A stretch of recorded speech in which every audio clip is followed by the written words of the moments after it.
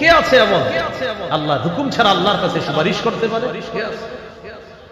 সূরাতুন নাজমের 26 নম্বর আয়াতে আল্লাহ তাআলা বলেন, ওয়া কাম মিন মালাকিন ফিস সামাওয়াতি লা তুগনি শাফাআতুহুম শাইআ ইল্লা মিন বাদি আইয়াদান আল্লাহু লিমান ইয়াশাউ ওয়া ইয়ারদা। আসমানের কত ফেরেশতা, তাদের সুপারিশ কোনো কাজে আসবে না যদি আল্লাহ অনুমতি না দেয়, আল্লাহ হুকুম না করে। তাদের কোনো কাজে আসবে না যদি আল্লাহ তাআলা অনুমতি না দেয়, সুপারিশ কোনো কাজে আসবে না। সহিহ বুখারীর বর্ণনা 4712 নম্বর হাদিস। কিয়ামতের ময়দানে মানুষগুলা বিপদে আছে, কেউ হাঁটু পরিমাণ, কেউ কোমর পরিমাণ, কেউ পায়ের পাতা পরিমাণ। ইউলজিবুহুল আরাকু ইল জামা, কারণ নাকটা ঘামের নিচে যাবে আর উঠবে। এই ভয়ঙ্কর পরিস্থিতিতে আদম নবীর কাছে যাবে, নূহ নবী, ইব্রাহিম, মুসা তাদের কাছে যাবে। সবাই বলবে আমরাও এক একটা পেরেশানির মধ্যে আছি। আদম নবী একটা পেরেশানির কথা বলবে, নূহ নবী একটা পেরেশানির কথা বলবে, ইব্রাহিম নবী 3টা পেরেশানির কথা বলবে, মুসা নবী একটা পেরেশানির কথা। ঈসা নবীর কাছে যাওয়ার পর বলবে চলো আমার সাথে সবাই। মুহাম্মদ সাল্লাল্লাহু আলাইহি সাল্লাম বলেন ফায়াতুনি, সবাই আমার কাছে আসবে। নবীজি বলেন আতি তাহতাল আরশি, আমি আরশের নিচে যাব। আফআউ সাজিদান লিরাব্বি, আল্লাহর কাছে সিজদায় পড়ে যাব। আল্লাহ তাআলা আমাকে ডেকে বলবেন ইরফা রাসা, হাবিব মাথা উঠান। কুল তুসমা, আপনি বলেন আপনার কথা শোনা হবে। সাল তু'তা, আপনি চান আপনাকে দেওয়া হবে। ওয়াশফা তুশাফা, আপনি সুপারিশ করেন আপনার সুপারিশ মঞ্জুর করা হবে। নবীজি বলবেন আল্লাহ আপনি বিচার ব্যবস্থা শুরু করেন। এখন বলেন তো নবীজি সুপারিশটা শুরু করবে কার হুকুমে? মান যাল্লাযী ইয়াশফাউ ইনদাহু ইল্লা বিইজনিহি, কে আছে এমন আল্লাহর অনুমতি ছাড়া আল্লাহর কাছে সুপারিশ করবে?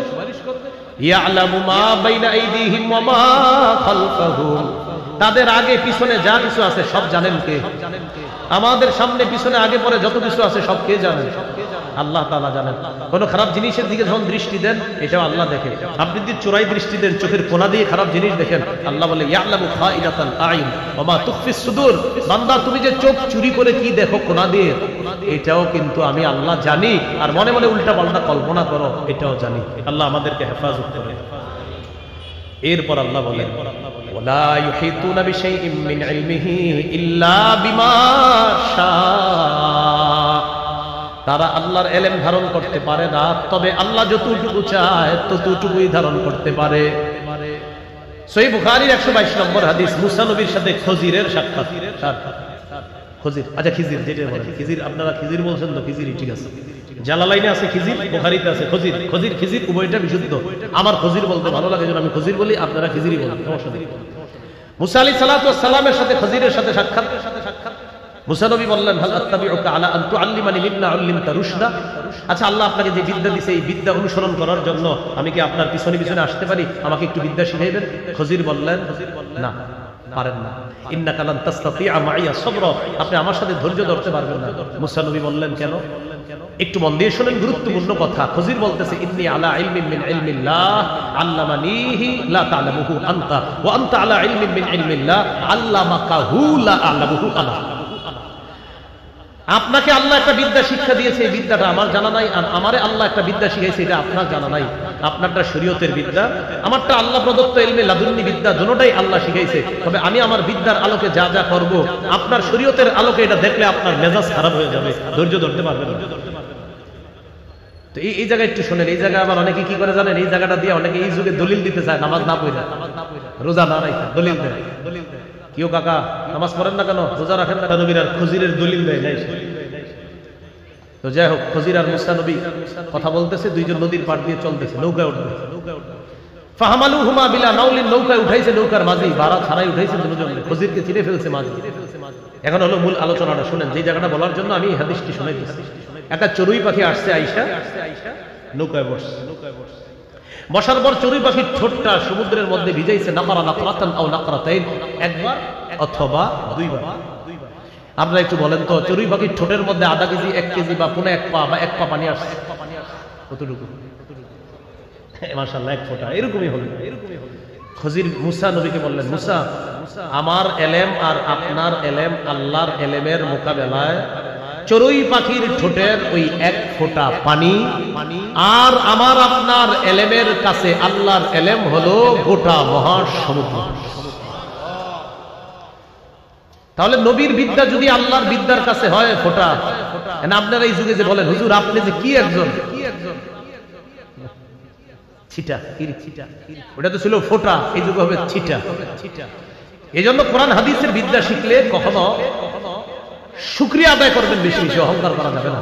একটা সূরা শিখলে 100 বার শুকরিয়া আদায় করবেন যে আল্লাহর কত মহান, আল্লাহর কালাম আমারে আল্লাহ শিখাইছে। আপনার ছেলে যদি এক পারা মুখস্থ করে বেশি বেশি শুকরিয়া আদায় করবেন, আর নামাজ পড়বেন, আল্লাহ আপনি কত মহান, আমার মতো একটা রিক্সা চালকের ছেলেকে আপনি কোরআন শিখাইছেন এক পারা, আমার মতো একটা দরিদ্র মানুষ কৃষক মানুষের ছেলেকে আপনি তার সিনায় কোরআন দিয়েছেন, আল্লাহ এইভাবে শুকরিয়া আদায় করবেন। তাহলে বলেন আমার সাথে কোরআন হাদিসের বিদ্যা, বলেন শুকরিয়ার বিষয়, অহংকারের বিষয় না। তাহলে কোরআন হাদিসের বিদ্যা আমাদেরকে যেন অহংকারী না বানায়, আমাদের যেন শুকর গুজার বানায়। আল্লাহ কথাগুলো মনে রাখার তৌফিক দান করেন। তাহলে অহংকার কি দিয়ে করবে? আছেই তো ছিটাফোঁটা। এই জন্য অহংকারের কিছু নাই, শুকরিয়া আদায় করার বিষয়। ওয়ালা ইউহিতুনা বিশাইইন মিন ইলমি ইল্লা বিমা শা। তারা আল্লাহর ইলম ধারণ করতে পারে না ততটুকু পারে যতটুকু আল্লাহ তাআলা চায়। ওয়াসিআ কুরসিয়্যুহুস সামাওয়াতি ওয়াল আরদ। আসমান জমিন বেষ্টন করে আছে আল্লাহ, কুরসিটা পুরো আসমান জমিন বেষ্টন করে দিয়েছে। ওয়ালা ইয়াউদুহু হিফযুহুমা। আসমান জমিন সংরক্ষণে আল্লাহকে ব্যাক পেতে হয় না, আল্লাহর কোনো কষ্ট হয় না, কোনো ক্লান্তি হয় না আল্লাহ তাআলার। ওয়া হুয়াল আলী, তিনি সুউচ্চ সুমহান, আল আযীম, তিনি চিরমহান। আল্লাহ তাআলা সবচেয়ে ঊর্ধ্বে, আল্লাহ তাআলা মহান। আয়াতুল কুরসির এই আমলগুলা, আয়াতুল কুরসির এই শিক্ষা, তাওহীদের 4 শর্ত, ইলম, এটা শুকরিয়া আদায় করার বিষয়, গৌরবের আর অহংকার করার বিষয় না। এই বিষয়গুলো আমরা মাথায় রেখে প্রত্যেক দিন যেন 5 ওয়াক্ত নামাজের পর ঘুমের আগে আয়াতুল কুরসির আমলটা আমরা করতে পারি, আর তাওহীদের 4টি শর্ত পূরণ করে যেন কবরে যেতে পারি। আল্লাহ তাআলা তৌফিক দান করেন। এই আয়াতের মধ্যে সবচেয়ে মহামর্যাদাপূর্ণ আয়াত কোনটি তোমার কাছে মনে হয়? তিনি জবাব দিলেন, আল্লাহু ওয়া রাসূলুহু আ'লাম। এই বিষয়টি আল্লাহ এবং তার নবী ভালো জানেন। ثم قال رسول الله صلى الله عليه وسلم أبا المنذر أي آية معك من كتاب الله أعظم। ও আবুল মুনজির উবাই ইবনে কাব, তোমার কাছে আল্লাহর কোরআনের সবচেয়ে মহামর্যাদাপূর্ণ আয়াত কোনটি? সাহাবী এবার সাহস করে জবাব দিলেন, আল্লাহু লা ইলাহা ইল্লা হুয়াল হাইয়ুল কাইয়্যুম। ইয়া রাসূলুল্লাহ, আমার কাছে মনে হয় আয়াতুল কুরসি হলো কোরআনের সবচেয়ে মহামর্যাদাপূর্ণ আয়াত। ফাদারাবা রাসূলুল্লাহ সাল্লাল্লাহু আলাইহি ওয়াসাল্লাম ফি সাদরি সুম্মা ক্বালা লিয়াহনি লাকা আবাল মুনযির আল ইলমু। নবীজি আমার বুকের মধ্যে এইভাবে চাপড়ায়া দিলেন, বললেন, শাবাশ শাবাশ আবুল মুনজির উবাই ইবনে কাব, তুমি সঠিক কথা বলেছো। কোরআনের সবচেয়ে মহামর্যাদাপূর্ণ আয়াত হলো আয়াতুল কুরসি। সুম্মা ক্বালা রাসূলুল্লাহ সাল্লাল্লাহু আলাইহি ওয়াসাল্লাম লিয়াহনি লাকা আবাল মুনযির আল ইলম। সর্বশেষ নবীজি দোয়া করলেন, ও উবাই ইবনে কাব, তুমি যেই বিদ্যার, যেই জ্ঞানের আলোকে বললা আয়াতুল কুরসি কোরআনের সবচেয়ে মহামর্যাদাপূর্ণ আয়াত, তোমার জ্ঞান সঠিক জ্ঞান, তোমার জ্ঞান যেন তোমার জন্য আনন্দদায়ক হয়, তোমার জ্ঞানে যেন আল্লাহ ভরপুর বরকত দান করেন। আয়াতুল কুরসি কোরআনের সমস্ত আয়াতের সর্দার, লিডার। তিরমিজির হাদিস 2878 নম্বর হাদিস। এই হাদিসের বর্ণনাকারী আবু হুরায়রা রাদিয়াল্লাহু তাআলা তিনি বলেন, عن أبي هريرة رضي الله تعالى عنه قال قال رسول الله صلى الله عليه وسلم لكل شيء سنام وإن سنام القرآن سورة البقرة فيها آية هي سيدة آي القرآن هي آية الكرسي। রাসূলুল্লাহ সাল্লাল্লাহু আলাইহি ওয়াসাল্লাম বলেন, প্রত্যেকটা জিনিসের সর্বোচ্চ একটা চূড়া আছে, শাখা আছে। পবিত্র কোরআনের সর্বোচ্চ শাখা হলো সূরাতুল বাকারা। সূরা বাকারায় একটি আয়াত আছে, এই আয়াত হলো কোরআনের সমস্ত আয়াতের লিডার, সর্দার, নেতা। নবী বলেন এই আয়াতটি হলো আয়াতুল কুরসি। আয়াতুল কুরসি কোরআনের সব আয়াতের সরদার। হাদিসের একটা কিতাব আছে নাম মাজমাউজ জাওয়ায়েদ।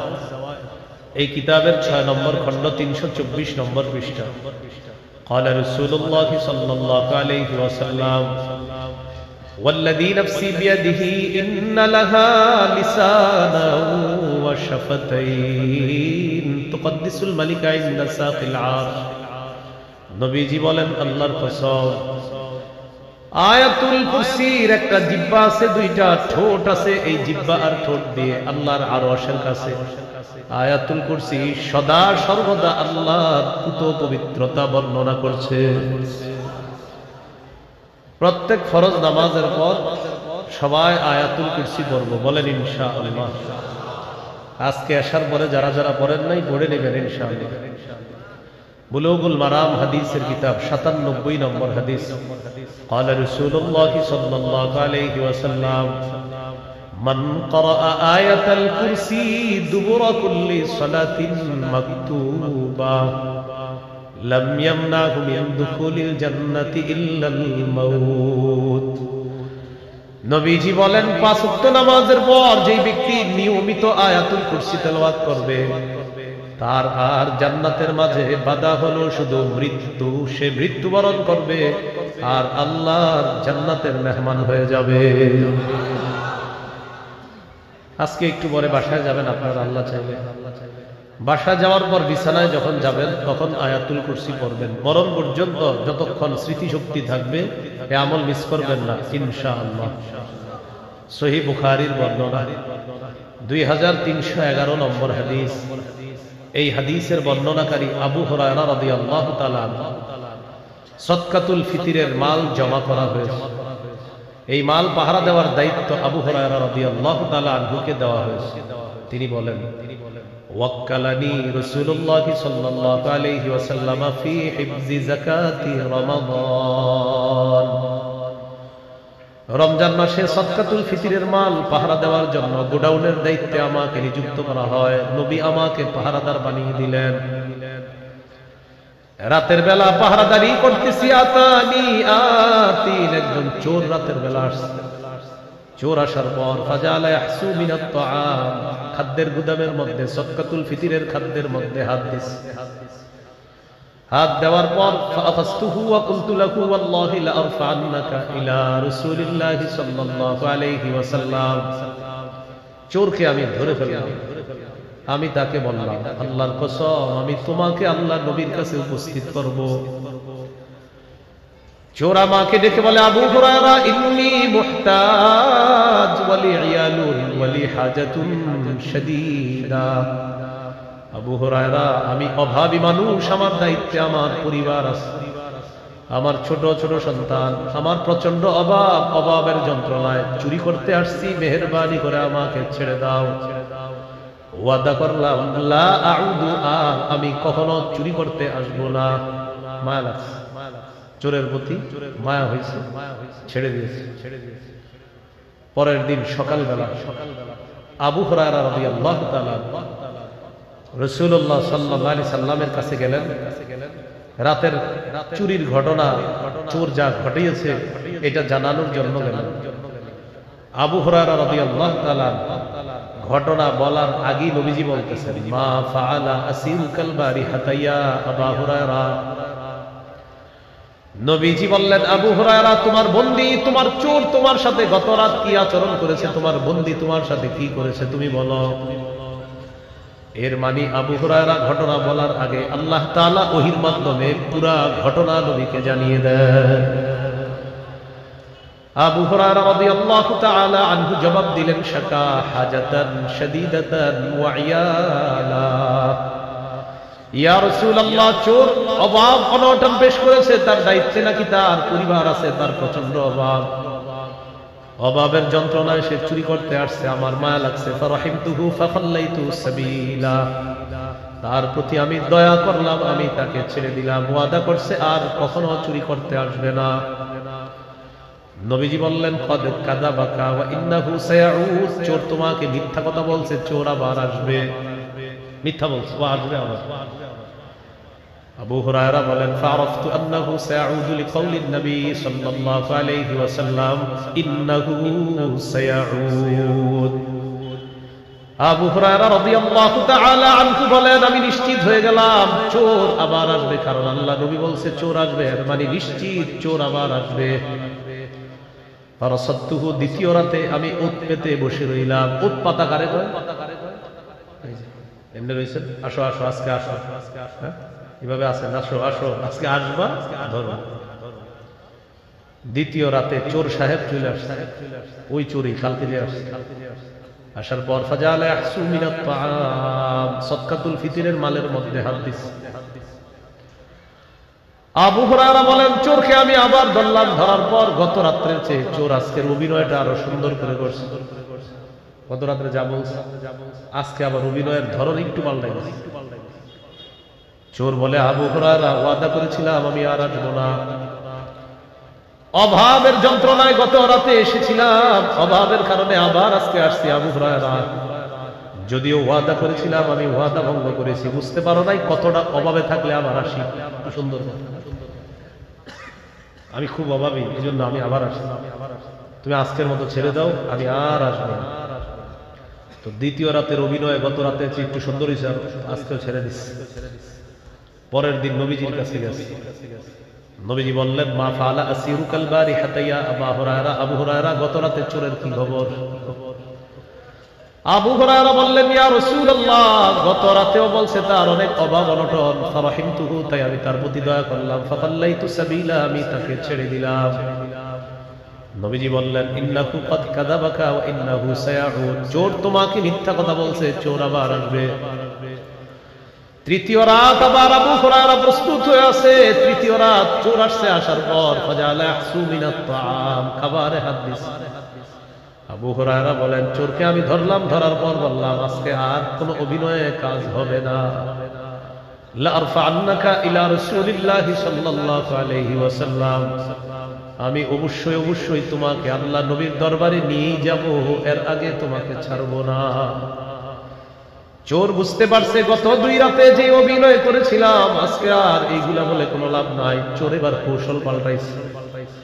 আবু হুরায়রাকে বলে দানি উআল্লিমকা কালিমাত, আবু হুরায়রা তুমি আমাকে ছেড়ে দাও, বিনিময়ে আমি তোমারে কিছু বিদ্যা শিখাইয়া দিই, তোমার অনেক কাজে লাগবে। আমাকে তুমি ছেড়ে দাও, তোমার কিছু বিদ্যা শিখাইয়া দিই, এটা কাজে লাগবে। হাদিসের শেষের দিকে আছে সাহাবায়ে কেরাম বিদ্যার প্রতি তাদের অনেক আগ্রহ। ভাই আওয়াজ বাড়ায় একটু কমায় দেন, একটু কমায় দেন, হালকা একটু কমান। সাহাবায়ে কেরামের বিদ্যার প্রতি ছিল খুব আগ্রহ। তো আবু হুরায়রা রাদিয়াল্লাহু তাআলা আনহুর আগ্রহ আরো বেশি। কমান, একটু কমান, কমে নাই মনে হয়, আমি কমাইতে বলছি, একটু কমায় দেন। উপরের বাহিরের আওয়াজগুলো একটু কমাইলেই হবে, উপরের গুলা বাইরের হয় তোমার সবাই ঠিক আছে। চোর বলতেছে আমাকে একটু ছেড়ে দাও, তোমাকে আমি বিদ্যা শিখাই দিই, তোমার অনেক কাজে আসবে। সাহাবায়ে কেরাম বিদ্যার প্রতি খুব আগ্রহ ছিল। আমাদের যদিও ইলেকট্রনিক মিডিয়ার যুগে বিদ্যা টিদ্যা কে শিখে আসে, এই যুগে পরীক্ষাও সহজ, সবকিছুই সহজ, এত কিছুর দরকার হয় না। আগে স্কুল কলেজে যারা পড়তো, আমার বড় ভাইয়ের দেখছি, উনি ক্লাস 5-এ যখন বৃত্তি পরীক্ষা দেয়, বড় ভাই 5 পর্যন্ত পড়ছে স্কুলে, তো আমার বড় ভাইকেও দেখেছি উনি বৃত্তি পরীক্ষা যখন দিচ্ছে রাতের বেলা উঠে উঠে উনি পড়তেছে। ওই সময় কোনো আপনার ইলেকট্রনিক মিডিয়ার যুগও ছিল না, তো এখন বুঝে আসে যে এত কষ্ট করে তারাও পড়ছে। এখনো এই আশেপাশের স্কুলের টিচারদেরকে জিজ্ঞাসা করবেন, তাদের ইতিহাস শুনবেন, তারাও রাত জায়গা পড়াশোনা করছে, যদিও জেনারেল শিক্ষা। এখন এত সহজ হয়ে গেছে সবকিছু আপনার, মাশাআল্লাহ, সব মাশাআল্লাহ।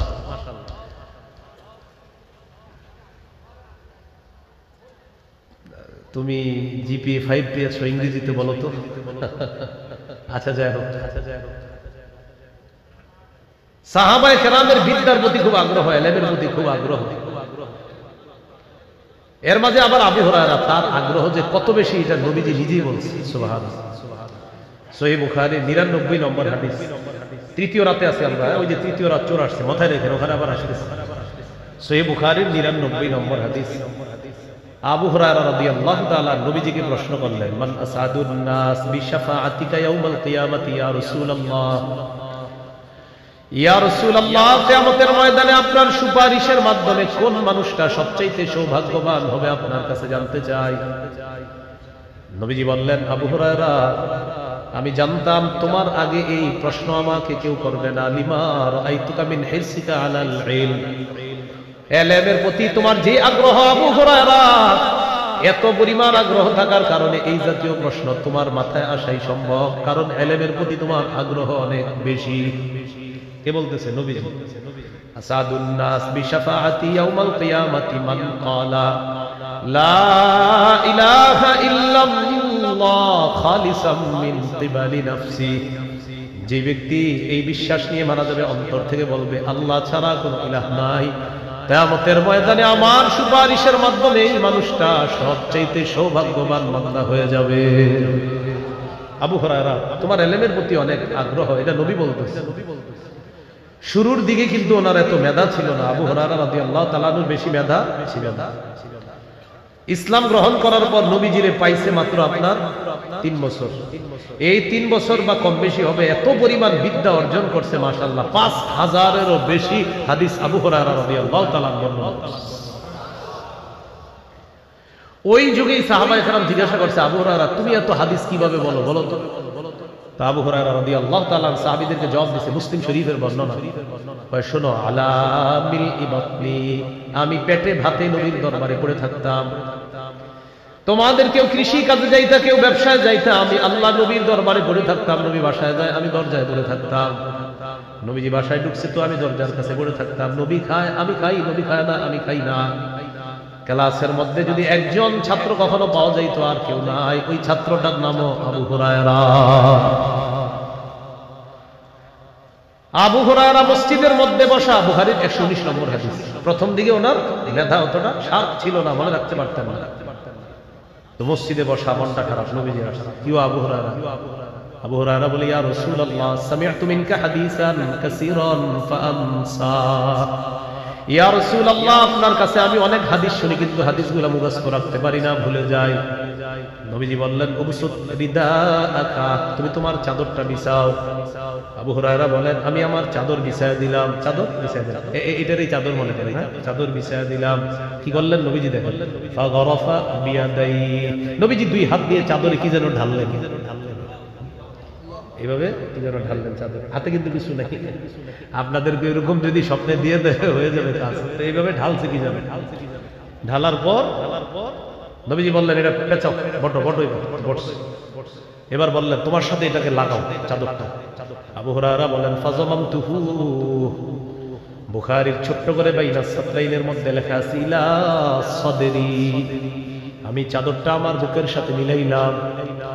ফামা নাসিতু শাইআন বা'দা, আমার বুকের সাথে চাদর মিলানোর পর আমি যা শুনি আর কখনো ভুলি না। তো প্রথম দিকে ওনার মেধা এরকম ছিল না। আল্লাহ তাআলা ওই নবীজির ওই চাদরের বরকতে তার মেধা বাড়ায়। মনে আছে 3 নাম্বার রাতে চোর আসছে, চোরকে ধরার পর বলতেছে, তুমি আমারে ছেড়ে দাও, আমি তোমার বিদ্যা শিখাই। তো আবু হুরায়রার আগ্রহ অনেক বেশি। আবু হুরায়রা রাদিয়াল্লাহু তাআলা আনহু বললেন, ঠিক আছে, বিদ্যা শিখায় দাও, বিদ্যা শিখানোর বিনিময়ে আমি তোমাকে ছেড়ে দিব। রাজি হয়ে গেছে। চোর বলতেছে, ইদা আওয়াইতা ইলা ফিরাশিকা ফাকরা আয়াতাল কুরসি, আবু হুরায়রা যখন তুমি বিছানায় যাইবা তখন আয়াতুল কুরসি তেলাওয়াত করবা।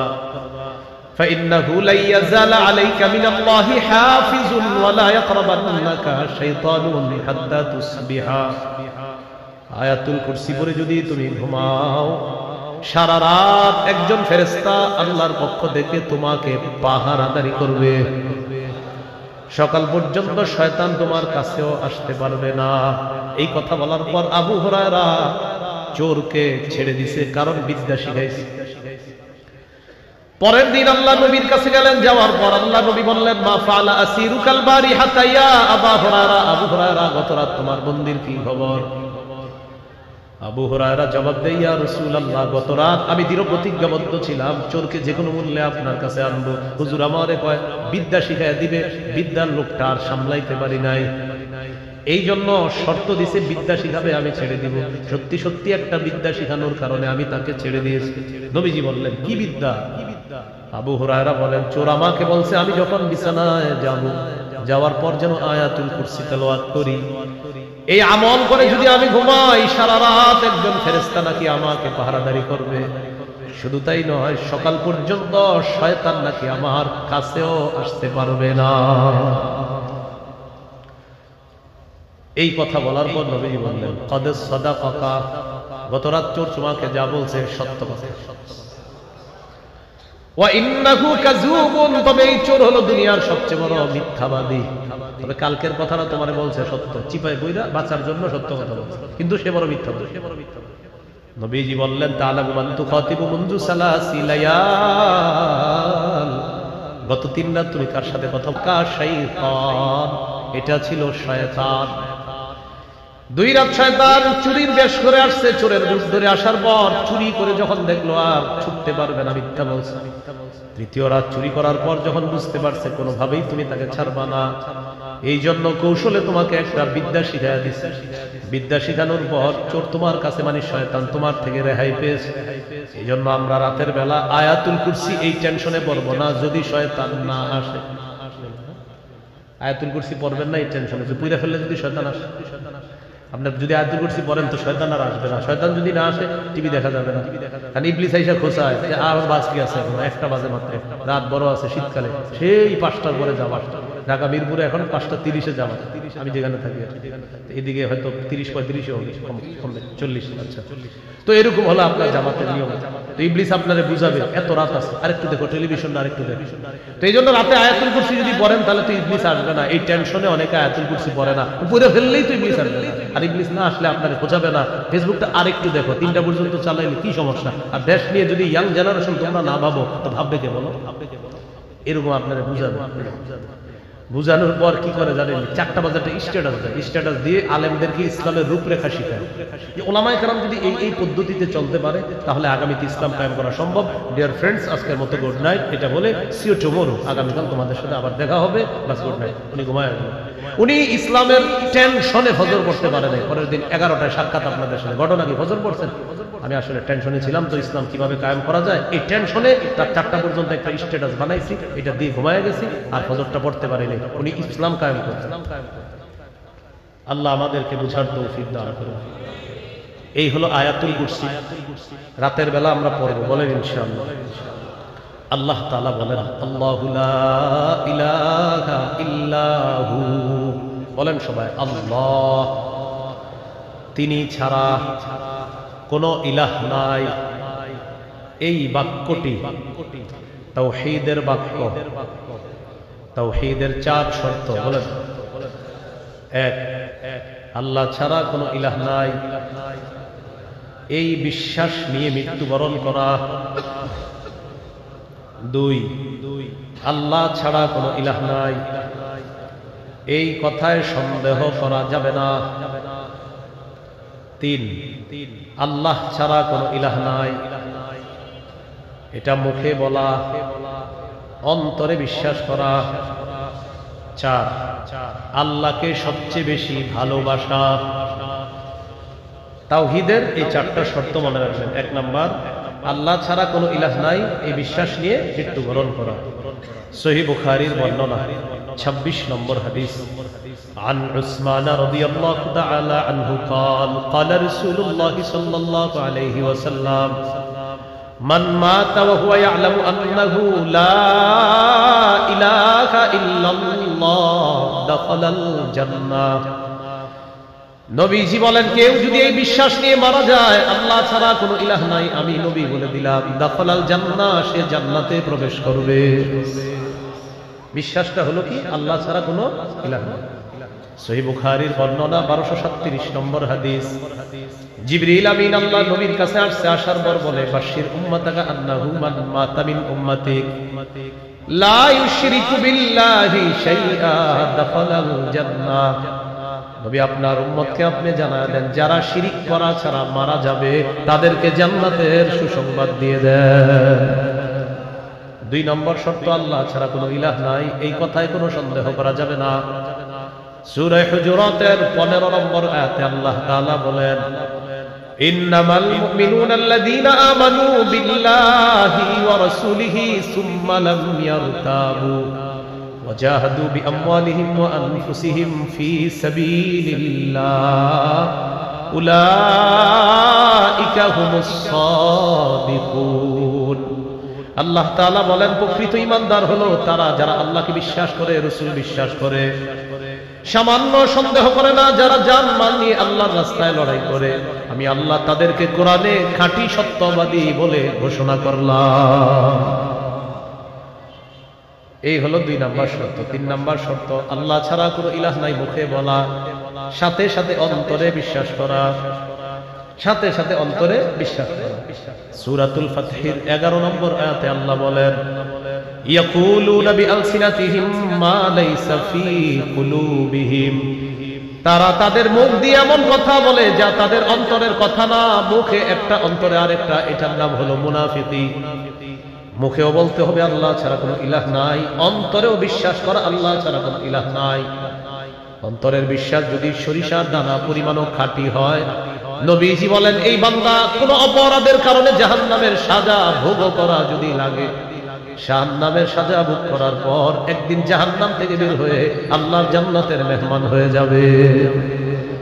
বুখারীর 44 নম্বর হাদিস, قال رسول الله صلى الله عليه وسلم يخرج من النار من قال لا إله إلا الله وفي قلبه وزن شعيرة من خير وفي قلبه وزن برة من خير وفي قلبه وزن ذرة من خير। নবী বলেন যে ব্যক্তি বলে লা ইলাহা ইল্লাল্লাহ, তার অন্তরের মধ্যে যদি গম পরিমাণ, জব পরিমাণ, সরিষার দানা পরিমাণ ঈমান থাকে, নবী বলেন এই ব্যক্তি জাহান্নাম থেকে বের হবে, একদিন আল্লাহর জান্নাতে প্রবেশ করবে। 4 নাম্বার, আল্লাহকে সবচেয়ে বেশি ভালোবাসা। বলেন আমরা সাধারণত 8টি জিনিসকে বেশি ভালোবাসি। এই 8 জিনিসের চাইতে আল্লাহকে বেশি ভালোবাসতে হবে, রাসূলকে বেশি ভালোবাসতে হবে। কয় জিনিসের মহব্বত বেশি আছে আমাদের মধ্যে? 8। সূরা তাওবা 24 নম্বর আয়াত দেখেন। আমি আগে আয়াতটা পড়ি, এরপর আপনাদেরকে বলতেছি, বলবেন। আল্লাহ তাআলা বলেন কুল ইন কানা আবাউকুম ওয়া আবনাউকুম ওয়া ইখওয়ানুকুম ওয়া আজওয়াজুকুম ওয়া আশীরাতুকুম ওয়া আমওয়ালুন ইকতারাফতুমুহা ওয়া তিজারাতুন তাখশাউনা কাসাদাহা ওয়া মাসাকিন তারদাউনাহা আহাব্বা ইলাইকুম মিনাল্লাহ ওয়া রাসূলিহি ওয়া জিহাদিন ফি সাবিলিহি ফাতারাব্বাসু হাত্তা ইয়াতি আল্লাহু বিআমরিহি।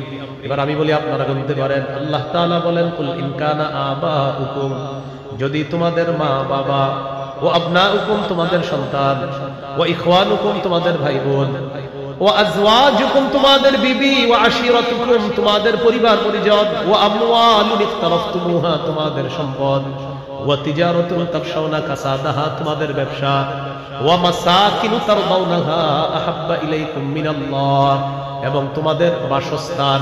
এই 8টা জিনিস যদি আল্লাহ এবং তার রাসূলের চাইতে তোমাদের কাছে বেশি প্রিয় হয়ে যায়, জিহাদের চাইতেও যদি বেশি প্রিয় হয়ে যায়, ফাতারাব্বাসু অপেক্ষা করো, হাত্তা ইয়াতি আল্লাহু বিআমরি আল্লাহ তাআলা আযাব আনার অপেক্ষা করো। বলি নাউযুবিল্লাহ। 8 জিনিসের চেয়ে আল্লাহকে বেশি ভালোবাসতে হবে। মা বাবার চেয়ে, সন্তানের চেয়ে, পরিবারের চেয়ে, স্ত্রীর চেয়ে, পরিবার পরিজন আত্মীয় স্বজন যারা আছে তাদের চেয়ে, ব্যবসার চেয়ে, সম্পদের চেয়ে, আমার বাসস্থান আলিশান অট্টালিকার চেয়ে কাকে বেশি ভালোবাসতে হবে? আল্লাহকে বেশি ভালোবাসতে হবে। তাহলে বোঝা যাবে আপনি তাওহীদের 4 নম্বর শর্ত পূরণ করছেন। সহিহ বুখারীর 16 নম্বর হাদিস, قال رسول الله صلى الله عليه وسلم। ভাই এই বক্সগুলো বন্ধ করে দেন, বক্সগুলো বন্ধ করে দেন। قال رسول الله بس قال رسول الله صلى الله عليه وسلم ثلاث من كن فيه وجد حلاوة الإيمان। নবীজি বলেন কারো মধ্যে যদি 3টা বৈশিষ্ট্য থাকে, সে ঈমানের স্বাদ অন্তরে আস্বাদন করতে পারবে। কয়টা বৈশিষ্ট্য বলেন তো? এই 3 বৈশিষ্ট্য দেখবেন আছে কিনা। এই মাহফিলের পরে যাইতে যাইতে চিন্তা করবেন আমার মাঝে 3টা আছে কিনা। 1 নম্বর, আইয়াকুন আল্লাহু ওয়া রাসূলুহু আহাব্বা ইলাইহি মিম্মা সিওয়াহুমা। 1 নম্বর, আল্লাহ এবং তার রাসূলকে সবকিছুর চাইতে বেশি ভালোবাসা। নিজেকে প্রশ্ন করবেন আপনি আল্লাহকে বেশি ভালোবাসেন কিনা, রাসূলকে বেশি ভালোবাসেন কিনা, নিজেকে প্রশ্ন করবেন। প্রশ্ন করার পর উত্তরটা নিজেই চেয়ে নেবেন। দারুল উলুম খুলনা, এই খুলনা দারুল উলুম থেকে উলামায়ে কেরামের পরামর্শ মিটিং হওয়ার পর মনে করেন ঘোষণা হয়েছে যে খুলনা বড় মাঠে নবীর ইজ্জত নিয়ে একটা মিছিল হবে, মিটিং হবে। মুসলিম তাওহীদি জনতা যারা আছেন সবাই উপস্থিত হবেন। আপনাদের মাঝে অনেকে চিন্তা করলেন সবাই তো যাবে, আমি না গেলেও চলবে। অনেকে চিন্তা করলেন সবাই যাবে, আমি না গেলেও, এরকম নিজের চিন্তা করলেন। হ্যাঁ, যে আপনি নবীর ইজ্জত নিয়ে আপনার মনে কি আছে? আপনার মনে ঠিক ছিল এই কথা থাকা, কে গেল আর না গেল আমি আল্লাহ নবীর ইজ্জতের এই মিছিলে যাবই। এটা আপনার মানসিকতা যদি হতো তাহলে বোঝা যাইতো আপনি নবীজিরে বেশি ভালোবাসেন।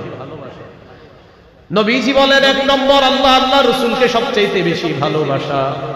2 নম্বর আইয়ুহিব্বাল মারআ লা ইউহিব্বুহু ইল্লা লিল্লাহ, কোন মুসলমানকে শুধু আল্লাহর জন্য ভালোবাসা। 3 নম্বর ওয়া আইয়াকরাহা আইয়াউদা ফিল কুফরি কামা ইয়াকরাহু আইয়ুকযাফা ফিন নার, আগুনে পুড়ে যাওয়া যেমন আপনার কাছে অপছন্দ তেমনি ভাবে কুফরি করা এটাও আপনার কাছে অপছন্দ। কোটি কোটি টাকা আপনার সামনে রাখলো, রাখার পর বললো তুমি আগুনে ঝাঁপ দাও, পুড়ে মরে যাও। আপনি বলবেন হেই আগুনে পুড়ে মারা যাওয়ার পর টাকা দিয়ে আমার কি হবে? তেমনি ভাবে কোটি কোটি টাকা রেখে যদি বলা হয় তুমি কুফরি করো, জবাব দিবেন আগুনে যেমন টাকার বিনিময়ে পড়তে আমি রাজি না, টাকার বিনিময়ে কুফরি করে জাহান্নামের আগুনেও পড়তে পারবো না। এটা যদি আপনি করতে পারেন আল্লাহ আপনার অন্তরের মধ্যে ঈমানের স্বাদ তৈরি করে দেবেন। এই হলো 3 বৈশিষ্ট্য। 1 নম্বর আল্লাহ আল্লাহ রাসূলকে বেশি ভালোবাসা। তো মনে আসেনি তাওহীদের কয়টা শর্ত বলেন তো? 4টা। এই 4 নম্বর শর্ত হলো আল্লাহকে সবচেয়ে বেশি ভালোবাসা। এই 4 শর্ত পূরণ করে যেন আমরা কবরে যেতে পারি, আল্লাহ তৌফিক দান করেন। এই হলো আল্লাহু লা ইলাহা ইল্লাহু। এরপরে আল্লাহ তাআলা বলেন আল হাইয়ুল কাইয়্যুম, বলেন তিনি চিরঞ্জীব, তিনি চিরপ্রতিষ্ঠিত। চিরঞ্জীব মানে যাকে মৃত্যু স্পর্শ করে না। সূরা আর রহমানের 26-27 নম্বর আয়াত। এই আয়াতটা অনেকে শুনছেন পারেন। আল্লাহ তাআলা বলেন কুল্লু মান আলাইহা ফান ওয়া ইয়াবকা ওয়াজহু রাব্বিকা যুল জালালি ওয়াল ইকরাম, সব ধ্বংস হয়ে যাবে, তোমার মহামহিম সম্মানের রব শুধু আল্লাহ থাকবেন আর সবকিছু ধ্বংস হয়ে যাবে। তাহলে বলেন তো সবকিছুকে মৃত্যু ধ্বংস স্পর্শ করবে, যাকে মৃত্যু স্পর্শ করবে না তিনি চিরঞ্জীব, তিনি কে? এরপরে আল্লাহ বলেন আল কাইয়্যুম, তিনি চিরপ্রতিষ্ঠিত। এই মাদ্রাসার কোথাও দেখবেন লেখা আছে এই মাদ্রাসাটা প্রতিষ্ঠিত অমুক সালে, চিরপ্রতিষ্ঠিত লেখা নাই, লেখা আছে প্রতিষ্ঠিত। কারণ কারো সাহস নাই এটা লেখা চিরপ্রতিষ্ঠিত। মসজিদের সামনে লেখা থাকবে প্রতিষ্ঠিত, স্কুল কলেজ ইউনিভার্সিটির সামনে লেখা প্রতিষ্ঠিত। চিরপ্রতিষ্ঠিত লেখার সাহস কারো আছে? কেউ লাগবে। চিরপ্রতিষ্ঠিত একমাত্র একজন, তিনি কে? আসমানের দিকে তাকাই, জমিনের দিকে তাকাই, আল্লাহ তাআলা বলেন আসমান প্রতিষ্ঠিত, জমিন প্রতিষ্ঠিত, তবে চিরপ্রতিষ্ঠিত না। সুবহানাল্লাহ। এই আজকে মাহফিল থেকে যাওয়ার সময় আসমানের দিকে তাকাইবেন, সত্যি সত্যি তাকাইবেন, তাকায় চিন্তা করবেন মাশাআল্লাহ আল্লাহ কেমনে আসমানটা দাঁড়ায় আছে। আল্লাহ বলে কেমনে বুঝো না আমার হুকুমে? সুবহানাল্লাহ। সূরা রুমের 25 নম্বর আয়াত, 21 নম্বর পারা, 6 নম্বর পৃষ্ঠা, হাফিজে কোরআন মাজিদ, একদম শুরুর আয়াতটা সূরা রুমের 25 নম্বর আয়াতে আল্লাহ বলেন ওয়া মিন আয়াতিহি আন তাকুমাস সামাউ ওয়াল আরদু বিআমরি। আল্লাহ তাআলা বলেন আল্লাহ নিদর্শনাবলীর মধ্যে এটা একটা নিদর্শন, আসমান দাঁড়িয়ে আছে, প্রতিষ্ঠিত আছে আল্লাহর হুকুমে, জমিন প্রতিষ্ঠিত আছে আল্লাহর হুকুমে। আজকে বাসায় যাওয়ার সময় আসমানের দিকে তাকাইবেন আর চিন্তা করবেন খুঁটি ছাড়া আসমান এইভাবে প্রতিষ্ঠিত আছে কিভাবে? আল্লাহ তাআলা বলেন আমার হুকুমে প্রতিষ্ঠিত আছে। জাননি কেন রাখলাম যে আল্লাহ সামাআ সাকফাম মাহফুজা, তোমরা মানুষ দুনিয়াতে থাকবা, এই তোমাদেরকে সুরক্ষা করার জন্য আমি আল্লাহ আসমানকে ছাদ হিসাবে করে দিলাম। সুরক্ষিত ছাদ, বলেন কি ছাদ? সুরক্ষিত ছাদ।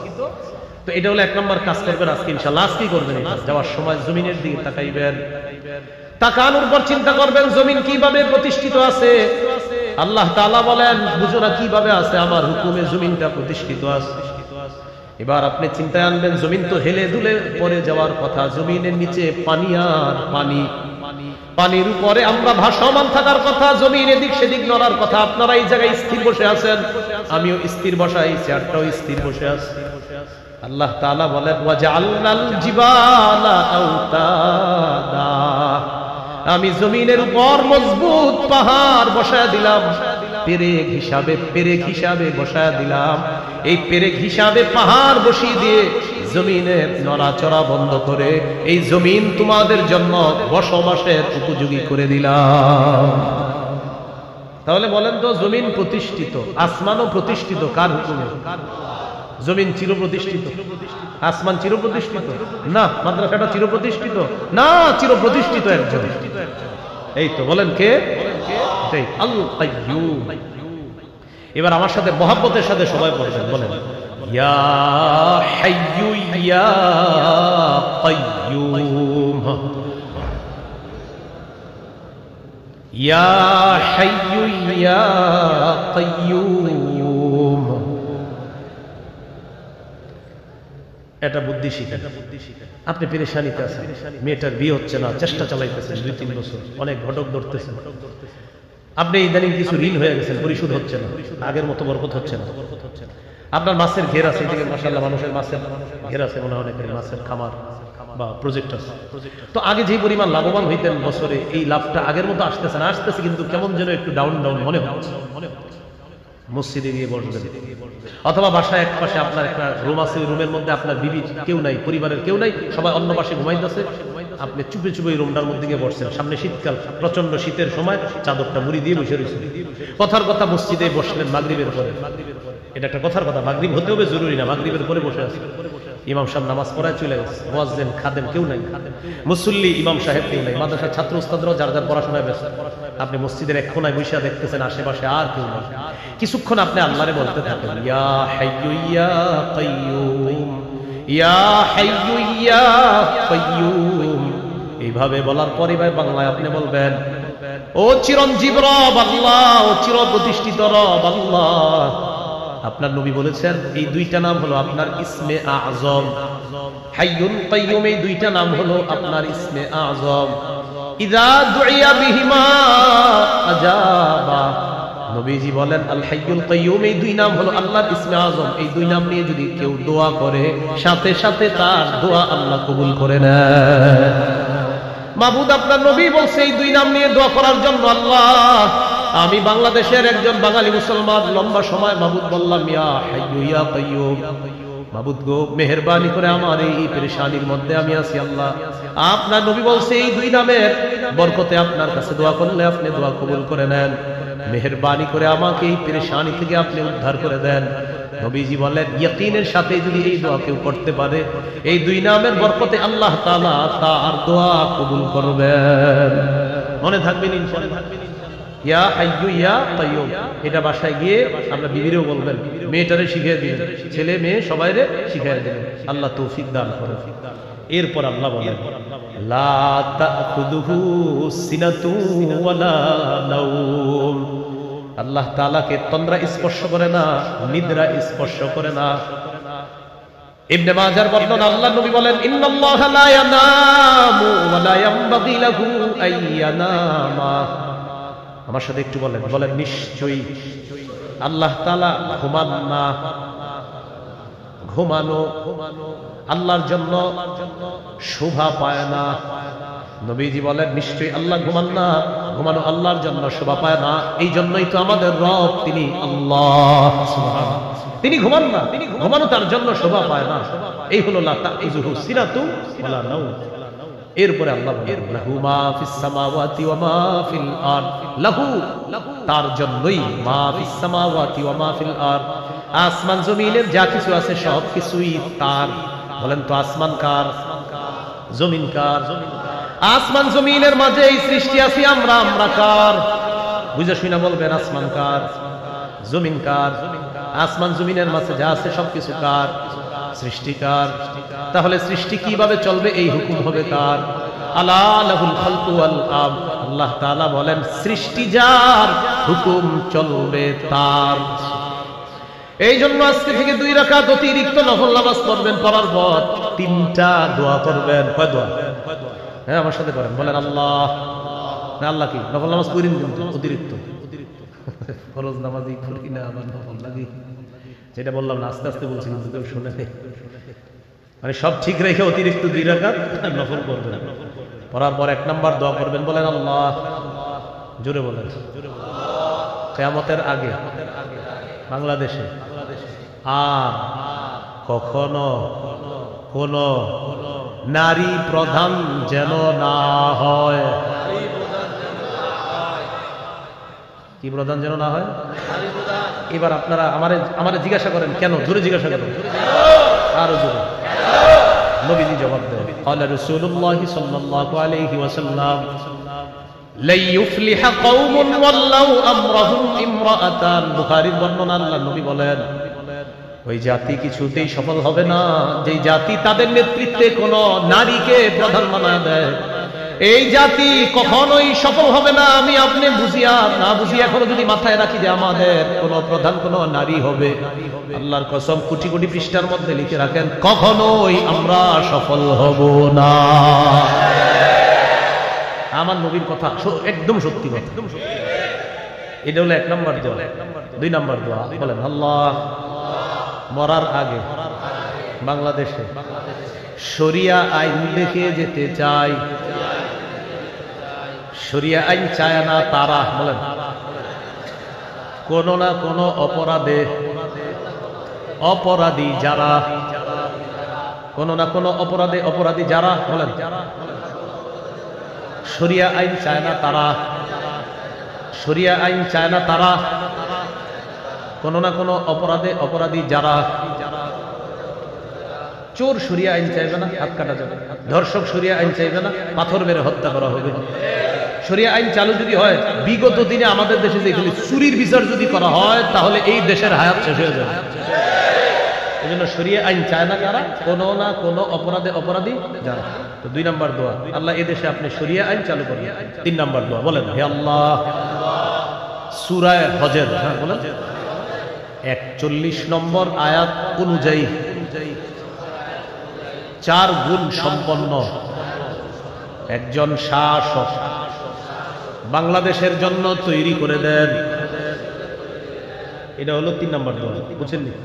সূরা হজের 41 নম্বর আয়াতে আছে, আল্লাহ তাআলা বলেন আল্লাযীনা ইম্মাক্কান্নাহুম ফিল আরদি আকামুস সালাহ ওয়া আতাউয যাকাহ ওয়া আমারু বিল মারুফি ওয়া নাহাউ আনিল মুনকার।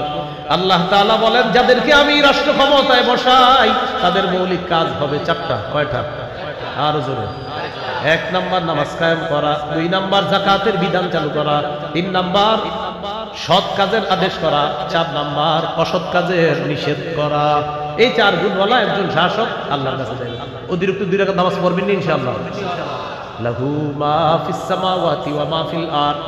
আসমান জমিনের সবকিছু তার। বলেন আসমান জমিনের সবকিছু কার? আসমান কার? জমিন কার? আসমানে যারা আছে সৃষ্টিকার। আইন চলবে কার? এখন আমি একটা বুদ্ধি দিই, শুনেন। এই ওয়াজ যে করার পরে আপনারা কি করবেন? হুজুর তো ওয়াজ করে চলে গেলেন না, আপনারা সবাই ওয়াজ করবেন এই ওয়াজটা আগামীকাল থেকে। কিভাবে? চা দোকানের সামনে মুরব্বী কাকার সাথে দেখা, আসসালামু আলাইকুম কাকা, কেমন আছেন? ভালো আছে। কাকা কি অবস্থা, চলেন একটু কথা বলি। আসমান কার? কাকা বলবে হই না, বুঝো না বাকি। আসমান আবার কার? আল্লাহ। তো বলবেন জমিন কার? কাকায় বলবে আল্লাহ। বলবেন কাকা আপনি কার? বলবে আমি কার? আল্লাহ। তো কাকারে বলবেন কাকা আমি কার? বলবে তুমিও আল্লাহ। এবার বলবেন কাকা তো আমি আর আপনি যে চলবো হুকুম হবে কার? কাকা না বুঝেও মুখ দিয়ে বলে ফেলবে আল্লাহ। এইভাবে আপনি 10 জনের মুখ থেকে কথাটা বের করতে হবে। এরে বুঝাইতে হবে আপনি যে যেই পার্টি করে তার কাছে কাছে পার্সোনাল গিয়ে প্রত্যেকে ওয়াজ করবেন যে ভাই শোনেন আসমান কার? তো বলবে আল্লাহ। জমিন কার? আল্লাহ। গাছপালা পাহাড় পর্বত কার? বলবে আল্লাহ। আচ্ছা ভাই সৃষ্টিকার? বলবে আল্লাহ। আচ্ছা বলেন তো আপনি কার? বলবে আমিও আল্লাহ। তো আমি কার? বলবে তুমিও আল্লাহ। আচ্ছা বলেন তো আমি আপনি যে দুনিয়াতে চলবো হুকুমটা হবে কার? বলবে বুঝো না কার? আল্লাহ। এ কিন্তু না বুঝেও করে ফেলছে। এইভাবে প্রত্যেকের মুখ দিয়ে কথাগুলা বের করা, সত্যি বলছি অনেক বড় কাজ হবে এগুলা মুখ দিয়ে বের করা। আল্লাহ আমাদের সকলকে এরকম পার্সোনাল ওয়াজ হওয়ার তৌফিক দান করুন। সবাই আপনারা কালকে থেকে ওয়াজ করবেন, এইভাবে বলবেন ভাই, বলবেন ভাই, পারবেন না ইনশাআল্লাহ? এই হলো লাহু মা ফিস সামাওয়াতি ওয়া মা ফিল আরদ। এরপর আল্লাহ বলেন মান যাল্লাযী ইয়াশফাউ ইনদাহু ইল্লা বিইজনি। ধমক, কে আছে এমন আল্লাহর হুকুম ছাড়া আল্লাহর কাছে সুপারিশ করতে পারে? কে আছে? সূরাতুন নাজমের 26 নম্বর আয়াতে আল্লাহ তাআলা বলেন ওয়া কাম মিন মালাকিন ফিস সামাওয়াতি লা তুগনি শাফাআতুহুম শাইআ ইল্লা মিন বাদি আন ইয়াযানা আল্লাহু লিমান ইয়াশাউ ওয়া ইয়ারদা। আসমানের কত ফেরেশতা, তাদের সুপারিশ কোনো কাজে আসবে না যদি আল্লাহ অনুমতি না দেয়, আল্লাহ হুকুম না করে। তাদের কোনো কাজে আসবে না যদি আল্লাহ তাআলা অনুমতি না দেয়, সুপারিশ কোনো কাজে আসবে না। সহিহ বুখারীর বর্ণনা 4712 নম্বর হাদিস। কিয়ামতের ময়দানে মানুষগুলা বিপদে আছে, কেউ হাঁটু পরিমাণ, কেউ কোমর পরিমাণ, কেউ পায়ের পাতা পরিমাণ। ইউলজিবুহুল আরাকু ইলজামা, কারণ নাকটা ঘামের নিচে যাবে আর উঠবে। এই ভয়ঙ্কর পরিস্থিতিতে আদম নবীর কাছে যাবে, নূহ নবী, ইব্রাহিম, মূসা তাদের কাছে যাবে। সবাই বলবে আমরা এক একটা পেরেশানির মধ্যে আছি। আদম নবী একটা পেরেশানির কথা বলবে, নূহ নবী একটা পেরেশানির কথা বলবে, ইব্রাহিম নবী 3টা পেরেশানির কথা বলবে, মূসা নবী একটা পেরেশানির কথা। ঈসা নবীর কাছে যাওয়ার পর বলবে চলো আমার সাথে সবাই। মুহাম্মদ সাল্লাল্লাহু আলাইহি সাল্লাম বলেন ফায়াতুনি, সবাই আমার কাছে আসবে। নবীজি বলেন আতি তাহতাল আরশি, আমি আরশের নিচে যাব। আফাউ সাজিদান লিরাব্বি, আল্লাহর কাছে সিজদায় পড়ে যাব। আল্লাহ তাআলা আমাকে ডেকে বলবেন ইরফা রাসা, হাবিব মাথা উঠান। কুল তুসমা, আপনি বলেন আপনার কথা শোনা হবে। সাল তুতা, আপনি চান আপনাকে দেওয়া হবে। ওয়াশফা তুশাফা, আপনি সুপারিশ করেন আপনার সুপারিশ মঞ্জুর করা হবে। নবীজি বলবেন আল্লাহ আপনি বিচার ব্যবস্থা শুরু করেন। এখন বলেন তো নবীজি সুপারিশটা শুরু করবে কার হুকুমে? মান যাল্লাযী ইয়াশফাউ ইনদাহু ইল্লা বিইজনি। কে আছে এমন আল্লাহর অনুমতি ছাড়া আল্লাহর কাছে সুপারিশ করবে? ইয়ালামু মা বাইনা আইদিহিম ওয়া মা খালফাহুম, তাদের আগে পিছনে যা কিছু আছে সব জানেন কে? আমাদের সামনে পিছনে আগে পরে যত কিছু আছে সব কে জানেন? আল্লাহ তাআলা জানেন। কোন খারাপ জিনিসের দিকে যখন দৃষ্টি দেন এটাও আল্লাহ দেখেন। আপনি যদি চোরাই দৃষ্টি দেন, চোখের কোণা দিয়ে খারাপ জিনিস দেখেন, আল্লাহ বলে ইয়ালামু খাইনাতাল আইন ওয়া মা তুখফিস সুদূর। বান্দা তুমি যে চোখ চুরি করে কি দেখো কোণা দিয়ে, এটাও কিন্তু আমি আল্লাহ জানি। আর মনে মনে উল্টা পাল্টা কল্পনা করো, এটাও জানি। আল্লাহ আমাদেরকে হেফাজত করে। এরপর আল্লাহ বলেন ওয়ালা ইউহিতুনা বিশাইইম মিন ইলমিহি ইল্লা বিমা শাআ, তারা আল্লাহর ইলম ধারণ করতে পারে না, তবে আল্লাহ যতটুকু চায় ততটুকুই ধারণ করতে পারে। সহিহ বুখারীর 122 নম্বর হাদিস, মুসা নবীর সাথে খজিরের সাক্ষাৎ। খজির, আচ্ছা খিজির যেটা বলে খিজির, আপনারা খিজির বলছেন তো, খিজিরই ঠিক আছে। জালালাইনে আছে খিজির, বুখারীতে আছে খজির। খজির খিজির উভয়টা বিশুদ্ধ। আমার খজির বলতে ভালো লাগে যেন আমি খজির বলি, আপনারা খিজিরই বলেন। মুসা আলাইহিস সালাতু ওয়াস সালামের সাথে খজিরের সাথে সাক্ষাৎ। মুসা নবী বললেন হাল আত্তাবিউকা আলা আন তুআল্লিমানি মিম্মা উল্লিমতা রুশদা, আচ্ছা আল্লাহ আপনাকে যে বিদ্যা দিয়েছে এই বিদ্যা অনুসরণ করার জন্য আমি কি আপনার পিছনে পিছনে আসতে পারি? আমাকে একটু বিদ্যা শিখাইবেন? খজির বললেন না, পারেন না। ইন্নাকা লান তাসতাতিআ মাইয়া সাবরা, আপনি আমার সাথে ধৈর্য ধরতে পারবেন না। মুসা নবী বললেন কেন? একটু মন দিয়ে শুনেন, গুরুত্বপূর্ণ কথা। খজির বলতেছে ইন্নী আলা ইলমিন মিন ইলমিল্লাহ আল্লামানিহি লা তা'লামুহু আনতা ওয়া আনতা আলা ইলমিন মিন ইলমিল্লাহ আল্লামাকাহু লা আ'লামুহু আনা। আপনাকে আল্লাহ একটা বিদ্যা শিক্ষা দিয়েছে, এই বিদ্যাটা আমার জানা নাই, আর আমারে আল্লাহ একটা বিদ্যা শিখাইছে, এটা আপনার জানা নাই। আপনারটা শরীয়তের বিদ্যা, আমারটা আল্লাহ প্রদত্ত ইলমে লাদুন্নি বিদ্যা, দুটোটাই আল্লাহ শিখাইছে। তবে আমি আমার বিদ্যার আলোকে যা যা করব, আপনার শরীয়তের আলোকে এটা দেখলে আপনার মেজাজ খারাপ হয়ে যাবে, ধৈর্য ধরতে পারবেন না। এই জায়গায় একটু শুনেন। এই জায়গায় আবার অনেকে কি করে জানেন? এই জায়গাটা দিয়ে অনেকে এই যুগে দলিল দিতে চায়, নামাজ না পড়ে, রোজা না রাখা, দলিল দেয়। কেউ কাকা নামাজ পড়েন না কেন, রোজা রাখেন না? নবীর আর খজিরের দলিল দেয় নাই। তো যাই হোক, খজির আর মুসা নবী কথা বলতেছে, দুইজন নদীর পাড় দিয়ে চলতেছে, নৌকায় উঠবে। ফাহামালুহুমা বিলা মাউলিন, নৌকায় উঠাইছে, নৌকার মাঝি বাড়া ছাড়াই উঠাইছে দুজন, খজিরকে চিরে ফেলছে মাঝি। এখন হলো মূল আলোচনাটা শুনেন, যে জায়গাটা বলার জন্য আমি এই হাদিসটি শুনাইতেছি। একটা চড়ুই পাখি আসছে, আইসা নৌকায় বসছে। বসার পর চড়ুই পাখির ঠোঁটটা সমুদ্রের মধ্যে ভিজাইছে, নাকারা নাকরাতান আও নাকরাতাইন, একবার অথবা দুইবার। আপনারা একটু বলেন তো, চড়ুই পাখির ঠোঁটের মধ্যে আধা কেজি, 1 কেজি বা পুনে 1 পা বা 1 পা পানি আসছে, কতটুকু? মাশাআল্লাহ 1 ফোঁটা, এরকমই হবে। খজির মুসা নবীকে বললেন, মুসা আমার এলেম আর আপনার এলেম আল্লাহর এলেমের মোকাবেলায় চড়ুই পাখির ঠোঁটের ওই এক ফোঁটা পানি আর আমার আপনার এলেমের কাছে আল্লাহর এলেম হলো গোটা মহাসমুদ্র। তাহলে নবীর বিদ্যা যদি আল্লাহর বিদ্যার কাছে হয় ফোঁটা, আপনারা এই যুগে যে বলেন হুজুর আপনি যে কি একজন ছিটা, ওটা তো ছিল ফোঁটা, এই যুগে হবে ছিটা। এই জন্য কোরআন হাদিসের বিদ্যা শিখলে কখনো শুকরিয়া আদায় করবেন, বেশি বেশি অহংকার করা যাবে না। একটা সূরা শিখলে 100 বার শুকরিয়া আদায় করবেন যে আল্লাহর কত মহান, আল্লাহর কালাম আমারে আল্লাহ শিখাইছে। আপনার ছেলে যদি এক পারা মুখস্থ করে বেশি বেশি শুকরিয়া আদায় করবেন, নামাজ পড়বেন, আল্লাহ আপনি কত মহান, আমার মতো একটা রিক্সা চালকের ছেলেকে আপনি কোরআন শিখাইছেন এক পারা, আমার মতো একটা দরিদ্র মানুষ কৃষক মানুষের ছেলেকে আপনি তার সিনায় কোরআন দিয়েছেন, আল্লাহ এইভাবে শুকরিয়া আদায় করবেন। তাহলে বলেন আমার সাথে কোরআন হাদিসের বিদ্যা বলেন শুকরিয়ার বিষয়, অহংকারের বিষয় না। তাহলে কোরআন হাদিসের বিদ্যা আমাদেরকে যেন অহংকারী না বানায়, আমাদের যেন শুকর গুজার বানায়। আল্লাহ কথাগুলো মনে রাখার তৌফিক দান করেন। তাহলে অহংকার কি দিয়ে হবে? আসেই তো ছিটাফোঁটা। এই জন্য অহংকারের কিছু নাই, শুকরিয়া আদায় করার বিষয়। ওয়ালা ইউহিতুনা বিশাইইন মিন ইলমি ইল্লা বিমা শা। তারা আল্লাহর ইলম ধারণ করতে পারে না ততটুকু পারে যতটুকু আল্লাহ তাআলা চায়। ওয়াসিআ কুরসিয়্যুহুস সামাওয়াতি ওয়াল আরদ। আসমান জমিন বেষ্টন করে আছে, আল্লাহর কুরসিটা পুরো আসমান জমিন বেষ্টন করে আছে। ওয়ালা ইয়াউদুহু হিফযুহুমা। আসমান জমিন সংরক্ষণে আল্লাহকে ব্যাক পেতে হয় না, আল্লাহর কোনো কষ্ট হয় না, কোনো ক্লান্তি হয় না আল্লাহ তাআলার। ওয়া হুয়াল আলী, তিনি সুউচ্চ সুমহান, আল আযীম, তিনি চির মহান। আল্লাহ তাআলা সবচেয়ে ঊর্ধ্বে, আল্লাহ তাআলা মহান। আয়াতুল কুরসির এই আমলগুলা, আয়াতুল কুরসির এই শিক্ষা তাওহীদের 4 শর্ত, এলেম এটা শুকরিয়া আদায় করার বিষয়, গৌরবের আর অহংকার করার বিষয় না। এই বিষয়গুলো আমরা মাথায় রেখে প্রত্যেক দিন যেন 5 ওয়াক্ত নামাজের পর ঘুমের আগে আয়াতুল কুরসির আমলটা আমরা করতে পারি, আর তাওহীদের 4টি শর্ত পূরণ করে যেন কবরে যেতে পারি। আল্লাহ তাআলা তৌফিক দান করেন। এই আয়াতের মধ্যে সবচেয়ে মহামর্যাদাপূর্ণ আয়াত কোনটি তোমার কাছে মনে হয়? তিনি জবাব দিলেন আল্লাহু ওয়া রাসূলুহু আ'লাম। এই বিষয়টি আল্লাহ এবং তার নবী ভালো জানেন। ثم قال رسول الله صلى الله عليه وسلم أبا المنذر أي آية معك من كتاب الله أعظم। ও আবুল মুনজির উবাই ইবনে কাব, তোমার কাছে আল্লাহর কোরআনের সবচেয়ে মহামর্যাদাপূর্ণ আয়াত কোনটি? সাহাবী এবার সাহস করে জবাব দিলেন আল্লাহু লা ইলাহা ইল্লা হুয়াল হাইয়ুল কাইয়্যুম। ইয়া রাসূলুল্লাহ, আমার কাছে মনে হয় আয়াতুল কুরসি হলো কোরআনের সবচেয়ে মহামর্যাদাপূর্ণ আয়াত।